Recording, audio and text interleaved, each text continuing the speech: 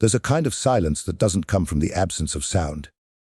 It lives deeper, beneath the noise of the world, beneath the heartbeat, beneath even the mind's chattering thoughts.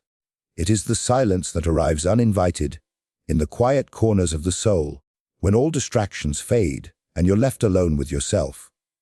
That silence can feel like a hollow. It comes in moments you don't expect. A routine morning, the steam curling from your coffee cup, the world outside your window moving on with its familiar rhythm. And yet, something inside you has stopped. The hands still move on the clock. People still laugh on their way to work. The sun still rises, faithful and unbothered. But inside, the question begins to echo. Why? Why am I doing this? Why do I keep waking up, walking the same streets, speaking the same words, chasing the same goals, when none of it seems to land? When none of it feels like it means anything, the world doesn't pause to answer. It spins on, oblivious to your quiet unraveling. You smile at a stranger, reply to emails, fold the laundry, and all the while, there is a heaviness beneath your ribs, a weight you can't name. It's not sadness, not really. Sadness has color. Sadness comes with tears, with aching. But this is gray. This is numb. This is the absence of feeling dressed in the disguise of normalcy. And it's terrifying. Because how do you fight something you can't see? How do you explain a hollowness that isn't caused by any one thing? That isn't the result of a heartbreak or a failure, but just is. The philosophers felt it too.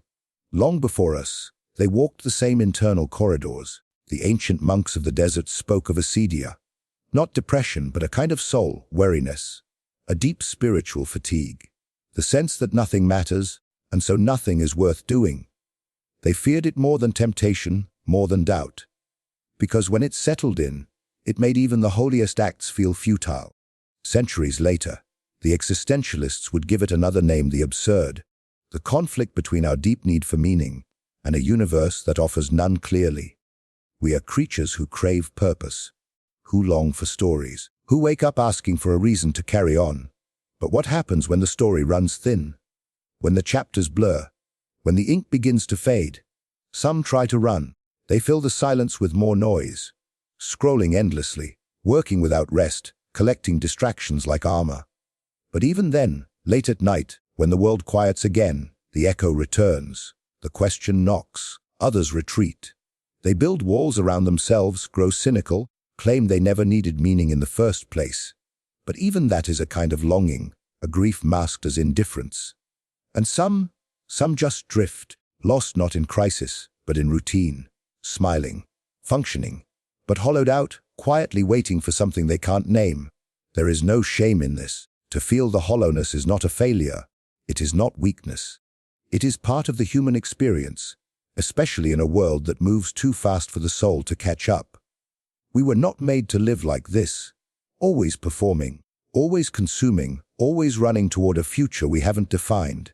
Our ancestors sat by fires. They watched the stars and asked questions without answers. They built temples not just for gods, but for silence. But today, the silence scares us, because in the silence, we meet ourselves. And what if there's nothing there? That is the fear. But what if the hollowness isn't empty at all? What if it is the beginning of a deeper awareness, of a turning inward, of a sacred pause where something new can be born, not from certainty, but from the willingness to feel lost? So many stories begin in that hollow. So many great thinkers, saints, and poets started from the same place, a quiet crisis, a deep unnameable ache, a hunger for something more. Laozi retreated to the mountains when he felt the world had gone mad. Socrates wandered the streets asking questions that had no answers. Confucius, disillusioned by a corrupt society, still chose to teach integrity and ritual. They didn't avoid the hollow. They entered it. They listened to it. They let it teach them. Because the hollow doesn't come to destroy you. It comes to reveal the life you've built on sand. It comes to whisper, there must be more than this. And it's right. There is more. But to find it, you must first sit with the emptiness. You must resist the urge to escape, to numb, to explain it away. You must let the silence speak. And when it does, you may hear something unexpected. Not a command, not a revelation, just an invitation. To slow down, to notice, to reimagine, to ask again, what do I truly need? And perhaps, what do I want to give? Because meaning, real meaning, doesn't shout. It doesn't arrive in a flash of glory. It doesn't come from the outside. It is small, gentle, patient. And it begins the moment you stop searching for it like a prize and start honoring it like a seed. The hollow is not the end of meaning. It is the clearing where meaning can begin again. It's uncomfortable, yes, but it's also honest. And anything built from honesty can last.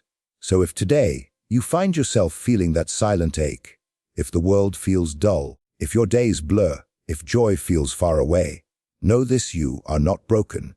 You are awakening. You are standing at the threshold of something deeper, and the hollow is the space where your real life begins to speak. From here, we go not outward, but inward, not to escape the emptiness, but to learn what it's trying to teach us. And so, in the hush of that hollow, when the distractions no longer hold weight and the old narratives crumble, a quiet truth begins to emerge, not loud or definitive, but persistent, like a thread, almost invisible, weaving its way through the emptiness. At first, it feels fragile, inconsequential. You might not even notice it, but if you are still long enough, if you choose not to turn away, that thread begins to glimmer with something real. This is the thread of meaning. It doesn't begin with grand visions or sudden clarity. It doesn't wait for perfect timing. It arrives in the smallest of moments. It is a smile given to a stranger with no expectation. It is the act of choosing kindness over comfort, presence over performance. It is deciding to take care of something, a plant, a pet, a promise, when nothing else seems to make sense. We're taught to look for meaning in large strokes: careers, legacies, passions that burn bright. But those are often the outcomes of meaning, not the beginning. The thread starts much earlier, and it often begins in silence. Laozi wrote of the Tao as something that flows without force, nourishes without asking. Water, he said, teaches us everything. It moves effortlessly, finds its way through stone, gives life without pride. Meaning, too, is like that. It doesn't insist. It doesn't shout its name. It simply moves through you when you allow yourself to become soft enough to feel it. There's an ancient parable about a man who searches the world for purpose, climbing mountains and crossing deserts, only to find it buried in the soil of his own garden. The truth is, what we are searching for is rarely far away. It's just that we've stopped knowing how to see it. We overlook the ordinary in our hunger for the extraordinary. But it is the ordinary that anchors us when everything else falls apart. A conversation with a friend that lingers just a little longer. The comfort of a familiar song when the world feels uncertain. The act of making tea and really noticing the way the steam curls toward the ceiling. These are not meaningless. These are threads. And when you begin to see them for what they are, you realize you are surrounded by them. By moments of quiet purpose waiting to be honored. The existential philosopher Viktor Frankl knew this better than most. Stripped of everything in a concentration camp, his family, his freedom, his future, he discovered that even in unimaginable darkness, we can choose how we meet the moment. He wrote, "When we are no longer able to change a situation, we are challenged to change ourselves." For Frankl, meaning was not an abstract concept. It was something fiercely alive. It could be found in suffering, in work, in love. It was not something given. It was something chosen, even when life refused to be fair. And perhaps this is the most radical truth, that meaning is not handed to us. It is something we create, one choice at a time. Even the simplest act can be profound if done with intention. Washing dishes becomes a meditation. Walking to work becomes a pilgrimage. Telling someone, "I see you," becomes a sacred offering. In Japanese culture, there is the concept of kigai, a reason for being. Not a singular purpose, but the intersection of what you love, what you're good at, what the world needs, and what can sustain you. Ikigai is not always loud or career-driven. For some, it is raising a child. For others, it is planting trees. For many, it is simply being there for someone when they need it most. But no matter what form it takes, Ikigai always begins with presence, with paying attention, with asking yourself not, "What should I be doing?" but "What feels alive in me right now?" Meaning reveals itself through attention, through commitment, through care. And care, in a world that teaches us to numb and rush and distract, is an act of rebellion. To care, deeply, intentionally, is to say this moment matters, this life matters, even if no one sees it, even if there is no applause. The Stoic philosopher Marcus Aurelius once said, "Do not waste time arguing what a good man should be. Be one."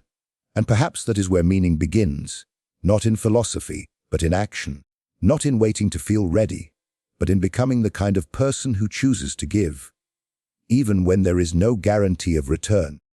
When you pick up the thread of meaning, you begin to see that everything is connected, that your smallest choices ripple outward, that the way you greet the morning, the way you speak to someone in pain, the way you tend to your own soul, these things shape the fabric of the world around you. You are not separate from the world. You are woven into it, and every thread you place with intention strengthens the whole. Yes, there will be days when the thread slips from your hands, when you feel lost again, when the hollowness returns. That is part of the rhythm. But now, you know where to begin again. You've seen the thread, you've touched it, and once you've touched it, you can always return to it. Even if all you do is light a candle in the dark, even if all you do is whisper, "I'm still here," that, too, is enough.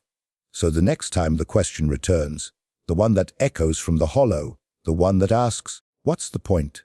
don't rush to answer. Sit with it. Let it soften you. And then, instead of searching for something grand, look for something true, something small, something quiet, something real. Choose to care. Choose to show up.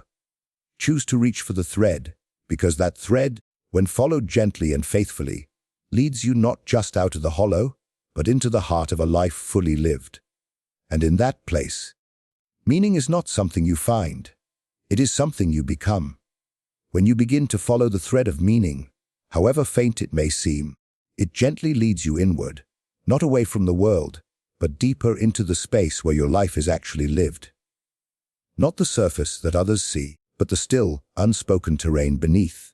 And there, in that quiet center, something begins to grow, something easily missed, but deeply sacred. This is the quiet garden within.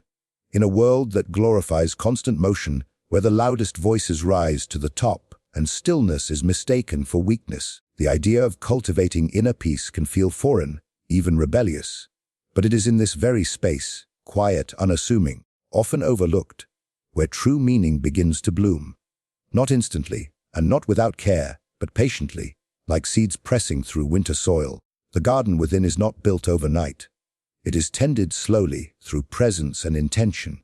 And like any real garden, it has its seasons. There are moments of flowering, when joy rises effortlessly and everything feels connected. And there are seasons of barrenness, when nothing seems to grow and you question whether anything ever will again. But even in winter, the roots deepen. Even in silence, life continues.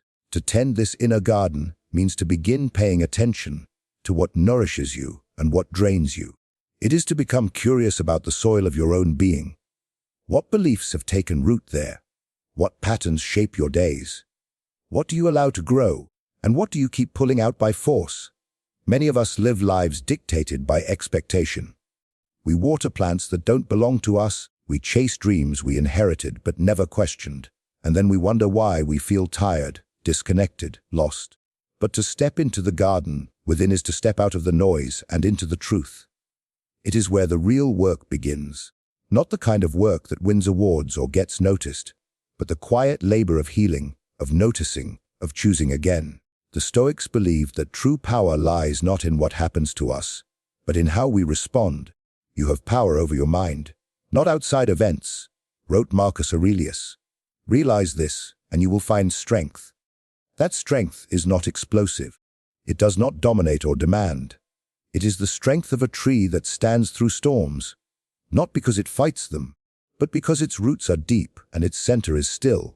And yet, we often resist this stillness. We are afraid of what we might find when the noise dies down, because in silence our wounds rise to the surface. The grief we've buried, the fears we've denied, the longing we've tried to numb. But these too belong in the garden. not to be banished, but to be understood. There is an old teaching from Rumi that says, "The wound is the place where the light enters you." We try so hard to avoid our pain, to keep the walls intact.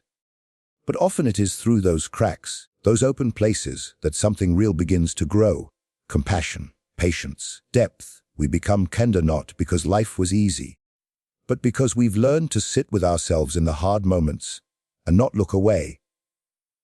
This kind of inner life cannot be built through shortcuts. It asks for honesty.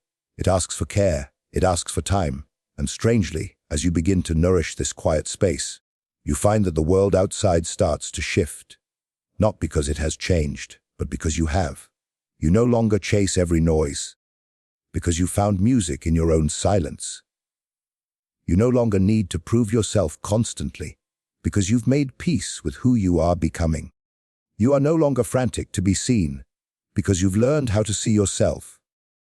The quiet garden within does not make life easier. It does not protect you from grief or failure or doubt, but it gives you a place to return to, a sanctuary not made of stone, but of breath and attention, a place that is always available, even in chaos, even in heartbreak. And here's the mystery.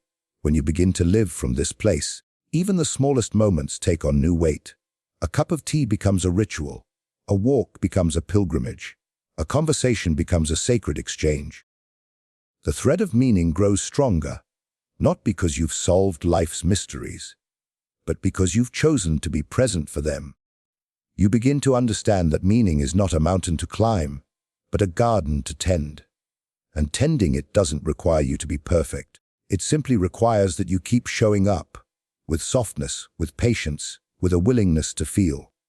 This is the inner revolution, a life not built on constant seeking, but on quiet returning, to yourself, to what is true, to what is real.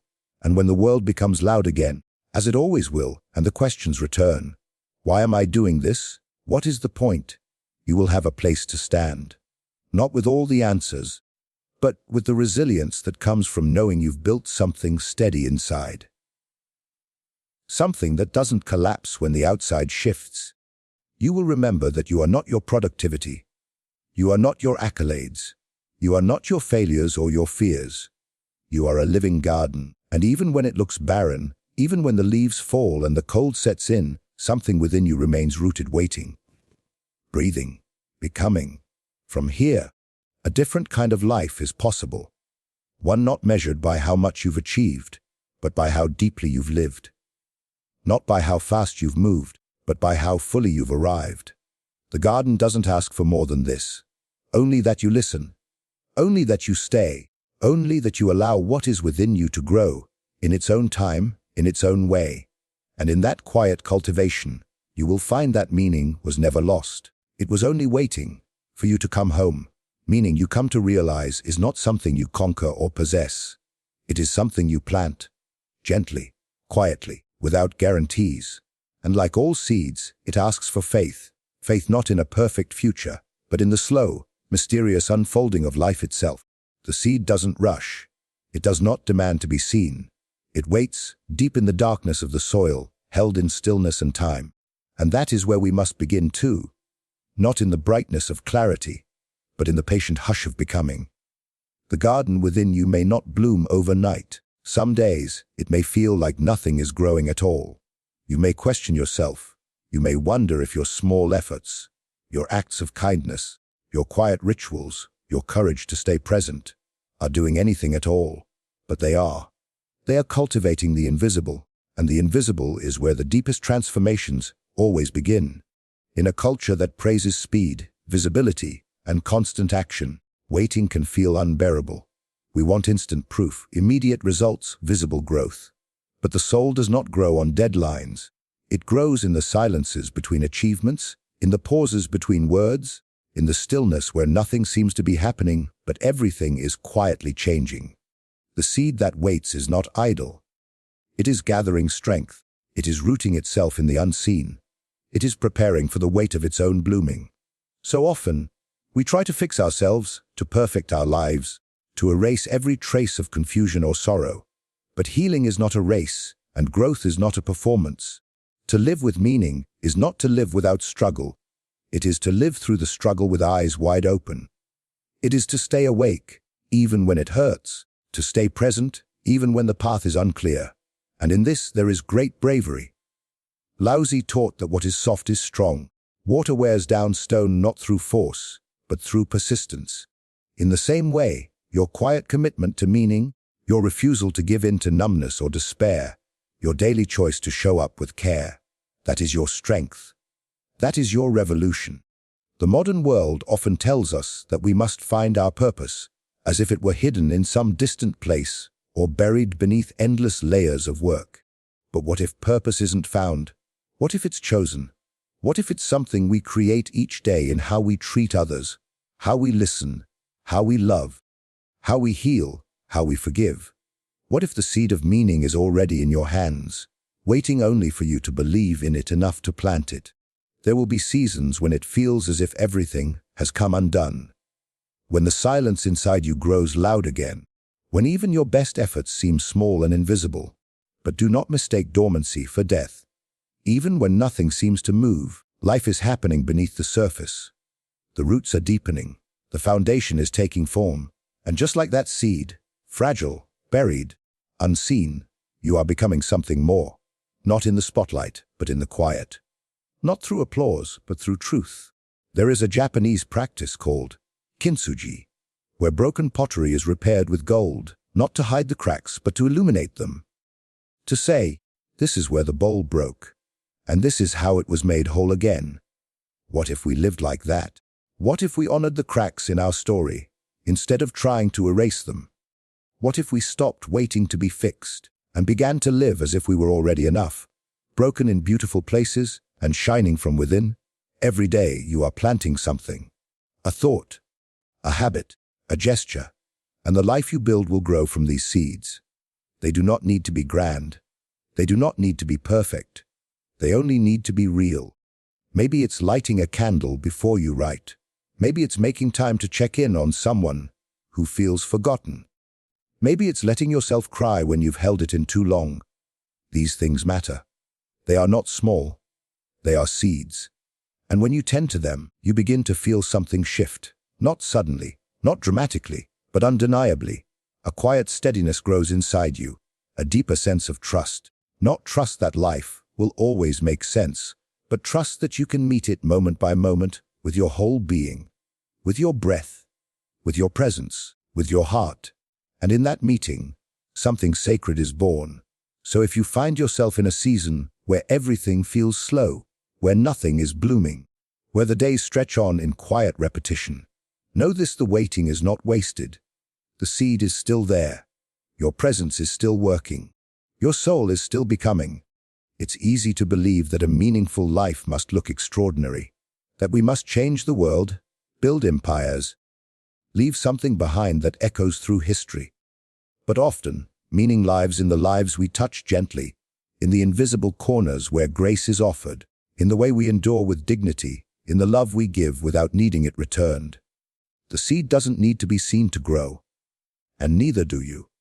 One day, you'll look back and realize the garden you've cultivated wasn't built by a single epiphany or a sudden breakthrough. It was built by every quiet choice you made not to give up. Every time you chose love over fear, stillness over noise, depth over appearance, honesty over perfection. And that will be your legacy. Not what you achieved, but how you lived. How you stayed open when you could have shut down. How you reached inward when the world pulled you outward. How you kept believing in the unseen thread of meaning, even when it trembled in your hands. You are not behind.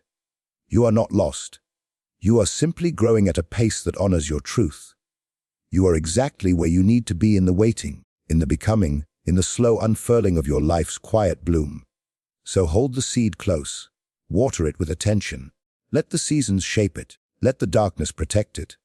And when the time is right, you will rise.